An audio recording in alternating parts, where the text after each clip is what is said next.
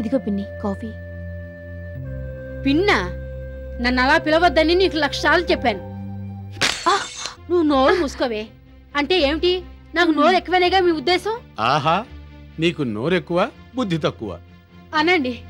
రెండో పెళ్ళాంగా ఈ నెట్టింటి అడుగు పెట్టినప్పుడే అన్నీ వదులుకున్నాను. మీ ఇంట్లో వాట అద్దెకిస్తున్నారని తెలిస్తే అడ్రస్ ఇచ్చారు, ఇలా వచ్చాను. మేం బ్రహ్మచారులకు అద్దెకివ్వం.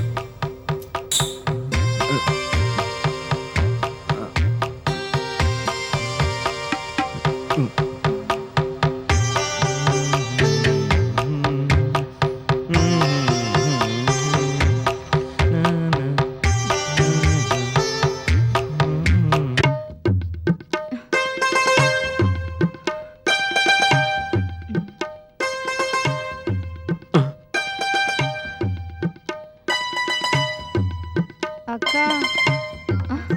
నేను ఇస్తాను.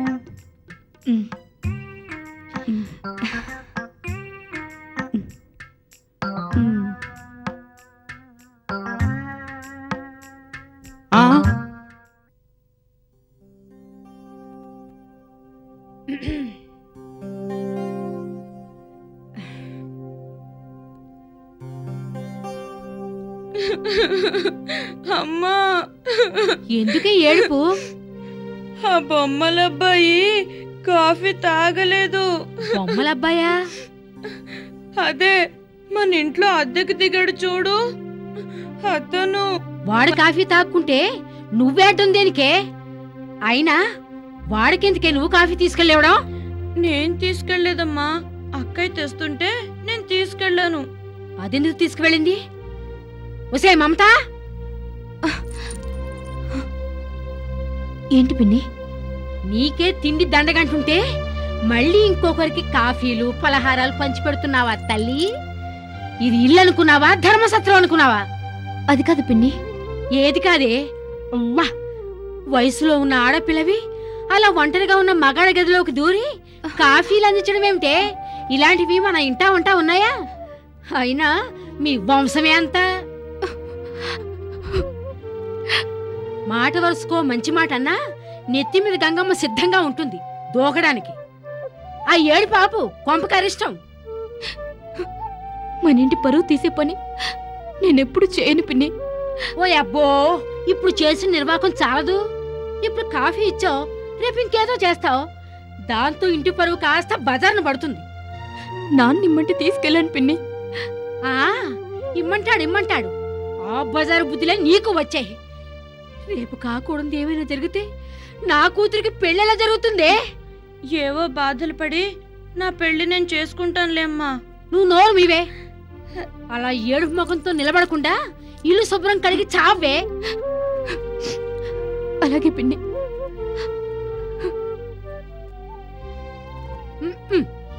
అమ్మా,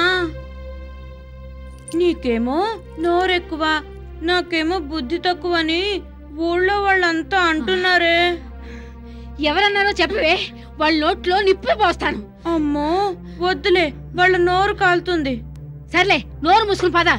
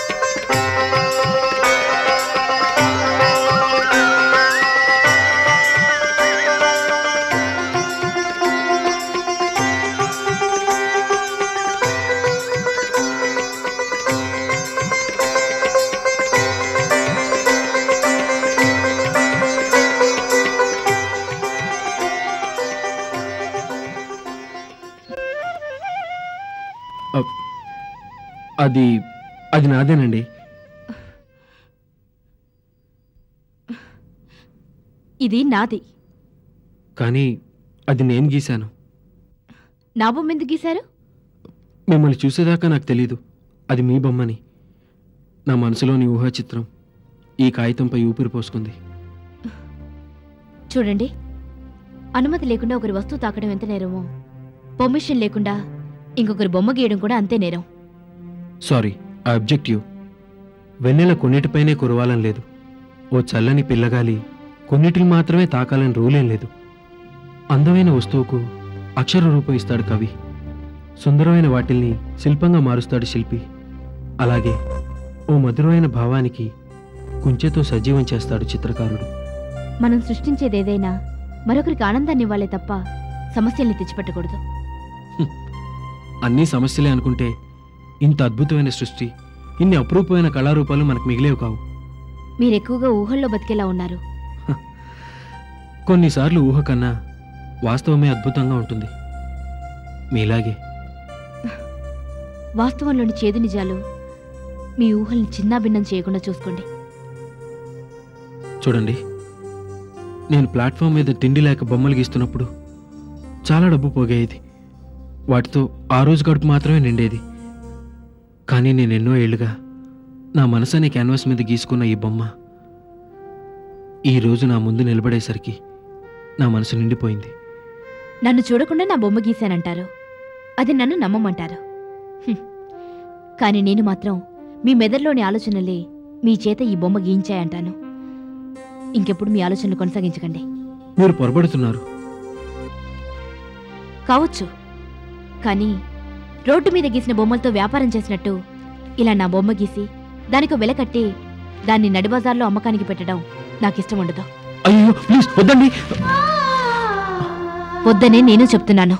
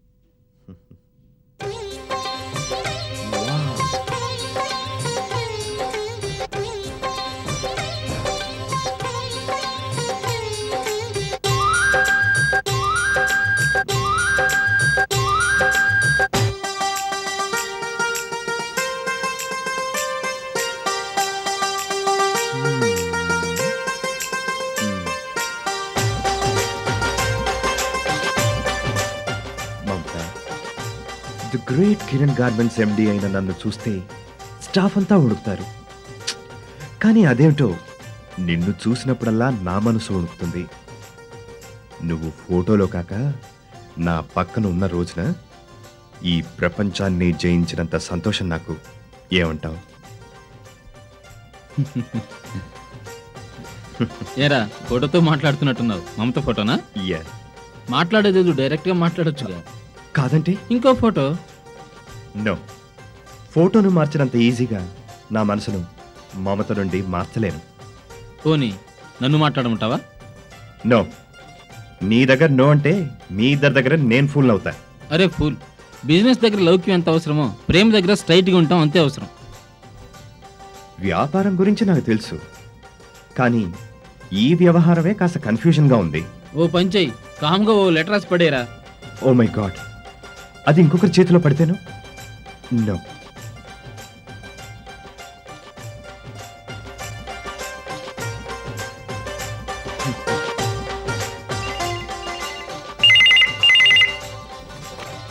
hello. Hello, I'm Kiran here. Good morning sir. Good morning. How are you? I'm fine sir. ఏమిటి సార్ ఇంత పొద్దున్నే ఫోన్ చేశారు? కొన్ని విశేషాలకి వేళాపాళ్ళుండవు. ఏంటా విశేషం? చెప్తే థ్రిల్ ఏముంటుంది? రేపు మీ ఇంటికి వచ్చి చెప్తాలే. Anything serious sir? చాలా సీరియస్ మ్యాటర్. సార్ మీరు మా ఇంటికి రావడం దేనికి? ఇప్పుడు నేను ఎలాగో ఆఫీస్కి వస్తానుగా. చెప్పాగా, ఏదో వెరైటీ లేకపోతే నేనెందుకు వస్తాను మీ ఇంటికి? రేపు ఎన్నింటికి వస్తారు సార్? చెప్పను. చెప్పను. అదేంటి? చెప్పేస్తే నువ్వు ఆ క్షణం మాత్రమే ఎగ్జైట్ అవుతావు. నేను ఎప్పుడు వస్తానన్న క్యూరియాసిటీలో నువ్వు నా కోసం ఎదురు చూడటంలో నాకు చాలా ఆనందంగా ఉంటుంది. వీడి వెర్రితో చస్తున్నాను. ఆ? ఆ? ఏంటి? సార్ అదే మీకోసం ఎదురు చూస్తూ ఉంటాను అంటున్నాను. ఇంతకీ మ్యాటర్ ఏంటి సార్? అది కేవలం మనిద్దరికి సంబంధించింది. Wait till tomorrow. Okay, bye. Bye sir.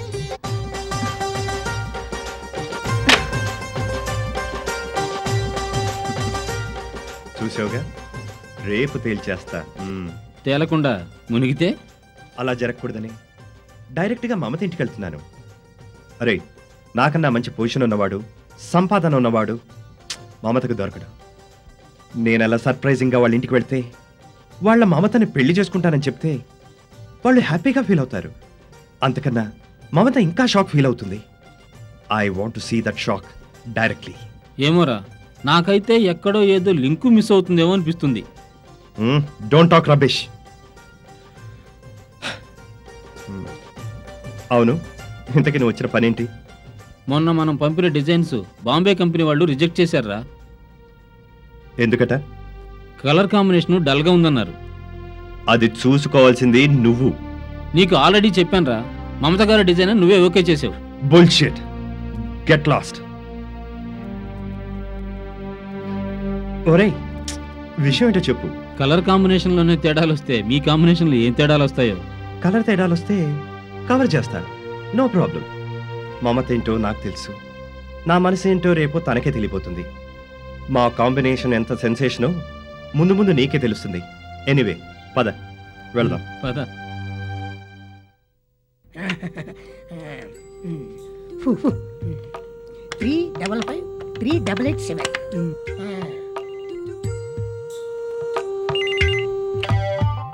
Hello hello, Bhramaramba Devi గారేనా?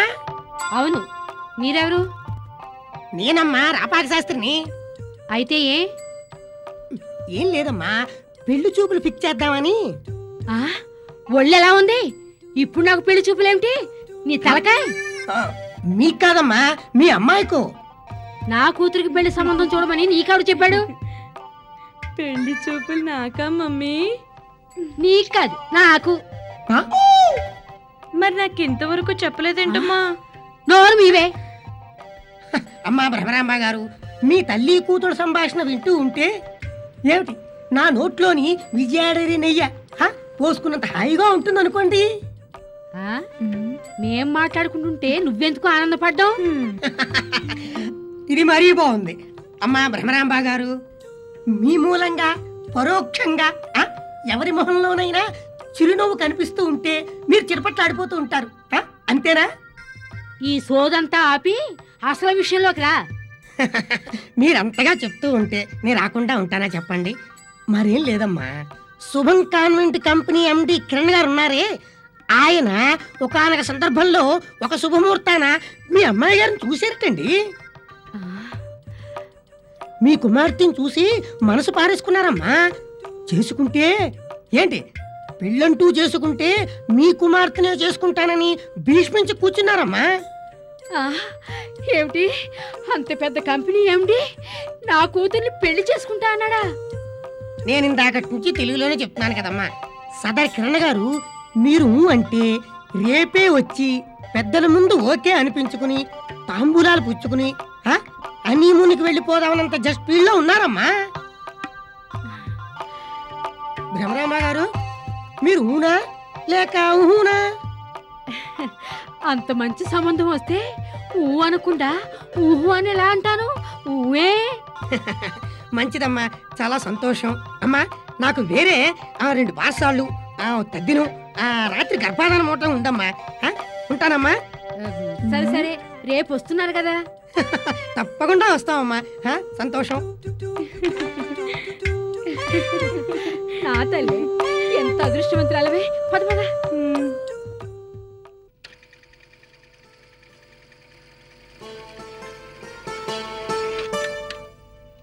అయ్యా దయచేయండి రండి పదండి. పర్లేదు. మ్మ్.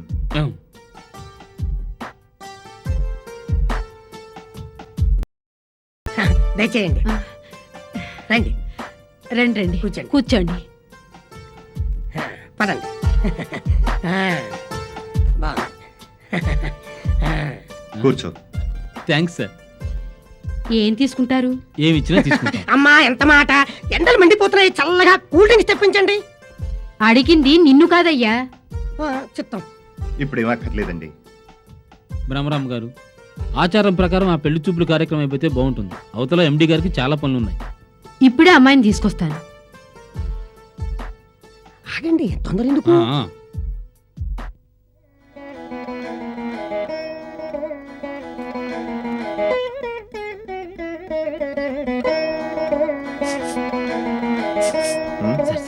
మ్మ్.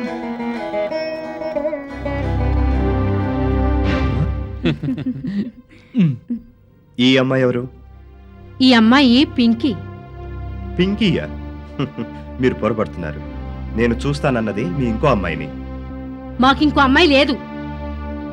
అవునండి, బ్రహ్మరాంబాదేవి గారికి ఒక్కతే కూతురు, ఈ అమ్మాయే. అలాగా? మరి మమత? ఆ, మమత అది మా పని మనిషి కూతురు. వాట్?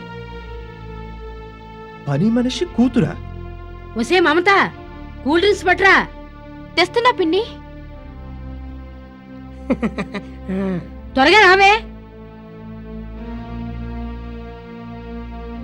దా అమ్మా, అక్కడ పెట్టు. పంతులు.